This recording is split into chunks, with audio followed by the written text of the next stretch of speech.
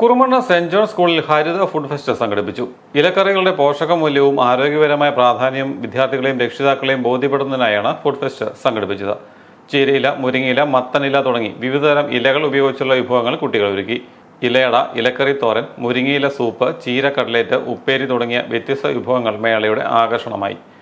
Thodupuzha Cards chairman Antony Kandirickal food fest ഉദ്ഘാടനം ചെയ്തു. മുരിങ്ങയില പ്രത്യേകമായി ഉയർത്തി നിർത്തിക്കൊണ്ടുള്ള ഒരു ഫുഡ് ഫെസ്റ്റ് ഇവിടെ അറേഞ്ച് ചെയ്ത് കണ്ടപ്പോൾ ഞങ്ങൾ അനുഭവപ്പെട്ടു.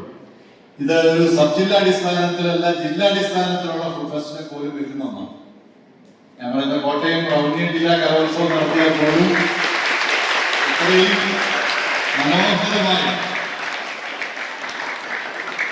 ഫുഡ് ഫെസ്റ്റ് അറേഞ്ച് ചെയ്യാൻ കഴിയും. കാരണം ഡിസൈനിങ് ഞാൻ നോക്കിയപ്പോൾ ആ അവതരിപ്പിച്ച ഫുഡെല്ലാം കൃത്യമായി പേരെഴുതി പാത്രങ്ങളിലാക്കി അത് വളരെ തന്മയത്വമായി ആര് കണ്ടാലും ഒരു ആകർഷിക്കത്തക്ക രീതിയിൽ തന്നെ അറേഞ്ച് ചെയ്തിരിക്കും. വീഡിയോ എടുക്കുന്നുണ്ട്. School manager father Thomas Maniyanchira അധ്യക്ഷനായിരുന്നു. School headmaster Bijoy Joseph, Thodupuzha Cards ഡയറക്ടർമാരായ K M Mathachan, BP George, Manoj TG, PTA president Subi Thomas, ജോൺസ്മാൻ KE എന്നിവർ പ്രസംഗിച്ചു.